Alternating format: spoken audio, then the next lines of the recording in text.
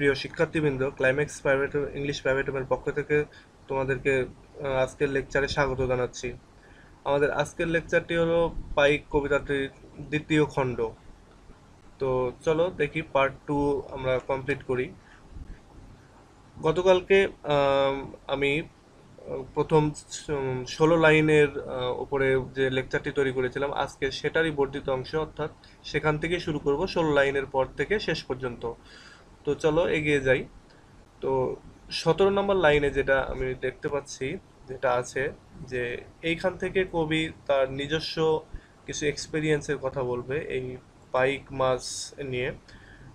তো প্রথম যে লাইনটা সেটা হলো three we kept behind glass, অর্থাৎ কবি যেটা বলতেছেন যে তিনটা পাইক মাছ তিনি একটি গ্লাসের ভেতরে রেখেছিলেন। এই গ্লাস বলতে এখানে ট্যাঙ্ক যেখানে পানি রেখেছিল বা গ্লাস দিয়ে যেটা তৈরি, বলতেছে থ্রি উই কেপ্ট, আমরা তিনটা রেখেছিলাম বিহাইন্ড গ্লাস, মানে একটা ট্যাঙ্কের ভেতরে, গ্লাসের কাচের একটি ট্যাঙ্কের ভেতরে তিনটা মাছ রেখেছিল।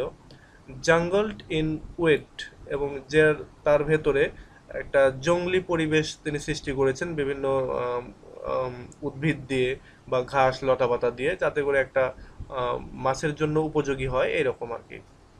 তো সে তিনটা মাছের সাইজের কথা বলছে এখানে, যে 3 ইঞ্চিস, একটা হচ্ছে 3 ইঞ্চি লম্বা, আর একটা হচ্ছে 4 ইঞ্চি, অ্যান্ড 4.5, এবং আরেকটা হচ্ছে 4.5 ইঞ্চি, অর্থাৎ 4.5 অর্থাৎ 4.5 ইঞ্চি। এরপরে বলতেছেন যে ফিড ফ্রাই টু দেম, এবং তাদেরকে ছোট আরো কিছু মাছ আমরা খেতে দিতাম। এই ফ্রাই বলতে এখানে ছোট মাছ, ফিড বলতে খেতে দেওয়া, এখানে যে ছোট আমরা মাছ তাদেরকে খেতে দিতাম। বাট কি দেখলেন কবি, যে সাডেনলি, হঠাৎ, দেয়ার ওয়ার টু, অর্থাৎ তিনটা মাছ তিনি রেখেছিলেন কিন্তু হঠাৎই তিনি এখানে দেখতে পেলেন যে সেখানে দুইটা মাছ, অ্যান্ড ফাইনালি ওয়ান, এবং সব শেষে তিনি সেখানে একটা মাছ দেখতে পেলেন। তো এই চারটে লাইন যদি আমি আরেকবার বলি, তাহলে কবি একটা গ্লাসের ভেতরে, একটা গ্লাসের পানির ভেতরে তিনটা মাছ রেখেছিলেন, এবং সেখানে ঘাস লতাপাতা দিয়ে একটু পুকুরের যে পরিবেশ অর্থাৎ জঙ্গলের সৃষ্টি করেছিলেন। সেখানে তিনি তিনটা মাছ রেখেছিলেন, তার একটার সাইজ ছিল 3 ইঞ্চি, আরেকটা 4 ইঞ্চি, এবং 3 নম্বরটা ছিল 4.5 ইঞ্চি, এবং তাদেরকে তিনি ফিড দিতেন হচ্ছে আরও যে ছোট মাছগুলো, সে মাছগুলো তাদেরকে তিনি খেতে দিতেন। কিন্তু সাডেনলি, হঠাৎই একদিন তিনি দেখলেন যে সেখানে দুইটা মাছ, এবং ফাইনালি তিনি দেখলেন যে সেখানে শুধুমাত্র একটা মাছ, অর্থাৎ আর বাকিগুলো নাই। এবং এই একটা মাছ তিনি যেটা দেখলেন সেটাকেও কি অবস্থায় দেখলেন, এবার তিনি বলছেন যে উইথ এ স্যাগ ভেলি, উইথ এ স্যাগ বেলি, তার মানে একটি টসটসা বা ফুলে যাওয়া পেটওয়ালা, মানে ফাইনালি তিনি যেটাকে দেখতে পেলেন সেটার এই অবস্থা, অর্থাৎ তার পেটটা অনেক ফোলা, এবং ভুঁড়িটা মনে হচ্ছে যেন একবারে ফুলে গেছে এরকম। And the green it was born with, এবং এর যে চোয়াল বা এর যে ভয়ঙ্কর দৃষ্টি, সেটা ঠিক তেমনই যেমনটা নিয়ে সে জন্মগ্রহণ করেছে। অ্যান্ড, এবং ইনডিড, এবং বস্তুত দে স্পেয়ার নো বডি, এবং বস্তুত সেখানে কেউই আর নাই, মানে সেখানে কেউই আর বেঁচে নেই। অর্থাৎ এই তৃতীয় মাছটা কি করেছে, প্রথম দুইটাকে তো সে খেয়েছে, খাওয়ার পরে তার পেট অতিরিক্ত ভর্তি হয়ে গেছে, এবং একটা সময় তার পেট ফুলে সে প্রচণ্ড যন্ত্রণা নিয়ে, প্রচণ্ড কষ্ট নিয়ে সে নিজেও মারা গেছে। এবং সেখানে কথা বলা হচ্ছে ইনডিড দে স্পেয়ার নো বডি, এবং সেখানে আর একটাও নাই। এবার তিনি আম, কবি আর একটা অভিজ্ঞতার কথা তার পরের 2 লাইন থেকে বলছেন, যে তিনি একটা পুকুরের আহ, ভেতরে যে মাছগুলো, সেই মাছের কথা বলছেন, যে টু, দুইটা মাছ, 6 পাউন্ড ইঞ্চ, প্রত্যেকটাই 6 পাউন্ডের মতো ওজন হবে, এবং ওভার 2 ফিট লং, এবং প্রায় 2 ফিট লম্বা মাছগুলো, হাই অ্যান্ড ড্রাই, অ্যান্ড, এবং সেগুলো অনেক উঁচু এবং শুকনো, অ্যান্ড ডেড, এবং মৃত, ইন দ্য উইলো হার্ব, এবং উইলো হার্ব যে গাছ, সেই গাছের ভেতরে তিনি দেখতে পেলেন দুইটা মাছ, এবং সেই মাছগুলোর ওজন হবে প্রায় 6 পাউন্ড, এবং সবগুলোই প্রায় 2 ফুট করে লম্বা। তো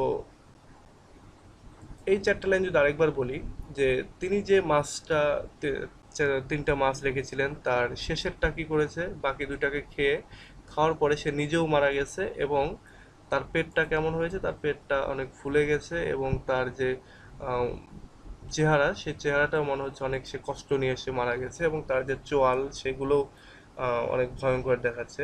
এবং এরপরে তিনি আরেকটা তার স্মৃতিচারণ করতেছেন যে তিনি একদা এক পুকুরে দেখলেন যে দুইটা মাছ, এবং তার প্রতিটাই 6 পাউন্ড করে ওজন হবে, এবং ওভার 2 ফিট লং, এবং যেগুলো প্রায় 2 ফুট লম্বা। এবং তিনি সেগুলো কোথায় দেখলেন, এগুলো উঁচু, শুকনো এবং মরা উইলো হার্বের যে গাছ, সেই গাছের ভেতরে।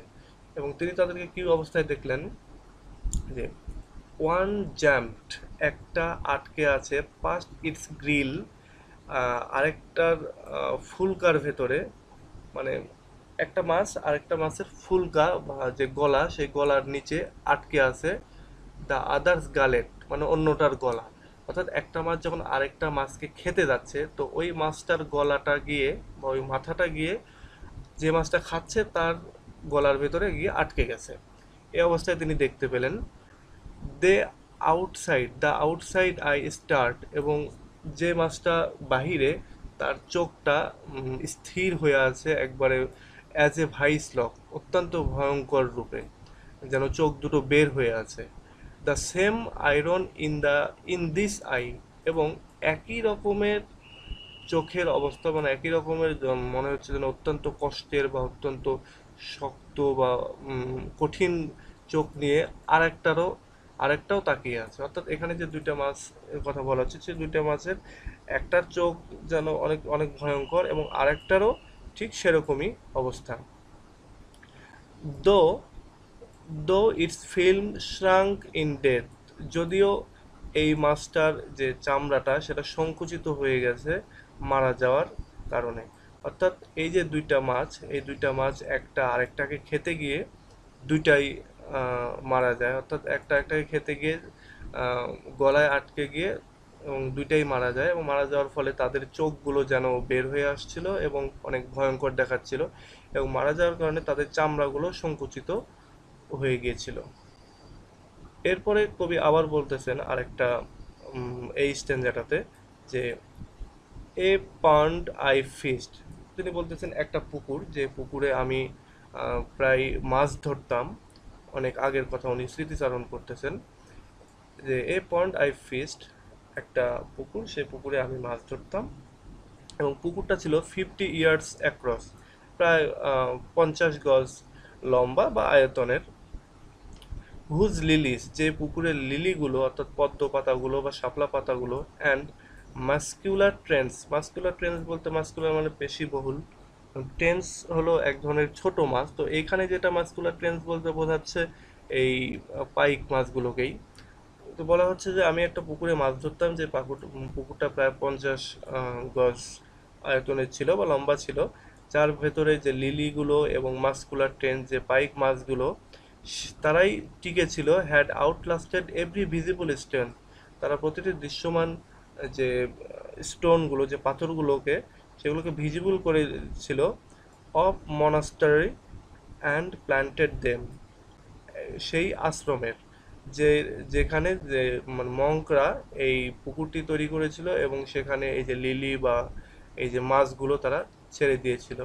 তো এখানকার যে কথা, যে একটা পুকুর, যে পুকুরে কবি মাছ ধরতেন, সেই পুকুরটা একটা আশ্রমের পুকুর ছিল, এবং যে আশ্রমের পুকুরে লিলি বা পাইক মাছ ছাড়া ছিল, এবং সেটা করেছিল ওই আশ্রমেরই কিছু আহ, পুরোহিত বা ওই আশ্রমের যে যারা থাকতো তারাই। এবং সেখানে তিনি বলতেছেন যে এই আশ্রমটা কালের বিবর্তনে হয়তো হারিয়ে গেছে, কিন্তু সেই পুকুর এবং লিলি এবং সেই পাইক মাছগুলো এখনো এজলেস হিসেবে রয়ে গেছে, অর্থাৎ তারা এখনো টিকে আছে। এর পরের 4 লাইনে এসে তিনি যেটা বলছেন, এই পুকুর সম্পর্কে বলছেন যে স্টিল লিজেন্ডারি ডিপ, বলছে এই পুকুরটা ওই, হয়তোবা সেই আশ্রমটা এখনো নাই, কিন্তু স্টিল লিজেন্ডারি ডিপ, এই পুকুরের গভীরতা এখনো লিজেন্ডারি মানে পৌরাণিক বা অনেক গভীর। এবং it was as deep as England, এবং এটা এতটাই গভীর ছিল বা পুরনো ছিল ইংল্যান্ডের মতো। অর্থাৎ ইংল্যান্ড যেমন বলা হতো যে ইংল্যান্ড একটা এজলেস কান্ট্রি, অর্থাৎ অনেক পুরনো কান্ট্রি, এই পুকুরটাও অনেক পুরনো কান্ট্রি। এখানে এই লিজেন্ডারি ডেপথকে বা পুকুরের গভীরতা বা ভয়ঙ্কর যে অবস্থা সেটাকে তুলনা করা হয়েছে একটা ফিগার অফ স্পিচ অর্থাৎ সিমিলির মাধ্যমে। যেমন it was as deep as England, এটা একটি সিমিলির উদাহরণ, ফিগার অফ স্পিচ। আমি পরবর্তীতে যখন রাইম অ্যান্ড রিদম বা ফিগার অফ স্পিচ সম্পর্কে যখন লেকচার দেবো, সেখানে আমি ফিগার অফ স্পিচ কি বা সিমিলি কি, মেটাফোর কি, পান প্যারাডক্স এগুলো কি, আমি সেগুলো নিয়ে আলোচনা করব। তো এখানে যেটা, যে এই পুকুর এবং এই পুকুরের গভীরতাটাকে ইংল্যান্ডের যে এজলেস অবস্থা সেটার সঙ্গে তুলনা করা হচ্ছে, এবং বলা হচ্ছে ইট হেল্ড, অর্থাৎ এই পুকুরটা ধারণ করেছিল পাইক, পাইক মাছগুলোকে, যে মাছগুলো ছিল টু ইমেন্স টু স্টার, যেগুলো ছিল দেখতে অনেক বড়, সো ইমেন্স অ্যান্ড ওল্ড, যেগুলো ছিল অনেক বড় এবং পুরনো, that that past nightfall I dared not cast, এবং এগুলো এত পুরনো, এই পুকুরটা এত গভীর, এত পুরনো, এবং এই মাছগুলো এত বড় এবং গভীর হওয়ার কারণে আমি কখনো রাত্রিতে মাছ ধরতে সাহস করতাম না। আই ডেয়ার্ড নট কাস্ট মানে, আই ডেয়ার্ড নট বলতে আমি সাহস করতাম না, নাইটফল বলতে রাত, কাস্ট বলতে মাছ ধরার জন্য বড়শি ফেলা, অর্থাৎ আমি বড়শি ফেলতে কখনো সাহস করতাম না রাত্রিতে। এই আই বলতে এখানে কবিতার নিজের কথা বোঝাচ্ছেন। এরপরে তিনি বলছেন, কিন্তু কোনো রকম কারণ ছাড়াই, কোনো এক রাত্রিতে সাইলেন্টলি, নীরবতার সহিত, কাস্ট অ্যান্ড ফিস্ট, আমি বড়শি ফেলিয়েছিলাম এবং মাছ ধরতে শুরু করেছিলাম। বলতেছে আমি রাত্রিতে কখনোই সাহস করি না, কিন্তু তারপরেও কি করেছিলাম, একদিন সাইলেন্টলি, নীরবতার সহিত পুকুরে বড়শি ফেলেছিলাম এবং মাছ ধরতে শুরু করেছিলাম। এবং সেই সময় কবি তার অবস্থার কথা বর্ণনা করছেন যে with the hair frozen on my head, এবং সেই সময় ভয়ে আহ, আমার চুলগুলো যেন বরফের মতো ঠান্ডা হয়ে যাচ্ছিল। বলছে যে আমি কখনো এটা করি নাই, কখনো মাছটা মারি নাই রাত্রিতে, কিন্তু তারপরেও কোনো এক রাত্রিতে কোনো রকম কারণ ছাড়াই আমি এটা করতে গেলাম, কিন্তু সে সময় কি হলো, ভয়ে যেন আমার চুলগুলো, মাথার চুলগুলো যেন ঠান্ডা হয়ে যাচ্ছিল বরফের মতো। For what I might move, আমি কোনো রকমেই মুভ করতে পারছিলাম না, বা কিছু একটা পানির ভেতরে মুভ করছিল। For what I might move, কোনো একটা চোখ মুভ করছিল। The still splashes on the dark pond, এবং তখনও ওই কালো অন্ধকার পুকুরের ভেতরে কিছু একটা স্প্ল্যাশেস অর্থাৎ পানি ছিল। অর্থাৎ কবি যখন ভয় পাচ্ছেন, তিনি তার একটু অবস্থার কথা এবং ওই পুকুরের অবস্থার কথা বর্ণনা করছেন যে আমি কখনো মাছ ধরতে যাইনি, কিন্তু তারপরেও এক রাত্রিতে মাছ ধরতে গেলাম, এবং মাছ ধরতে গিয়ে ভয়ে আমার চুলগুলো যেন ঠান্ডা হয়ে যাচ্ছিল, এবং মনে হচ্ছিল যেন পুকুরের ভেতর থেকে কিছু একটা নড়াচড়া করছে, এবং কোনো একটা চোখও যেন নড়াচড়া করছে, এবং দে still স্প্ল্যাশেস in the dark pond, এবং তারা কালো এই পানির পুকুরের ভেতরে যেন পানি ছেটাচ্ছিল।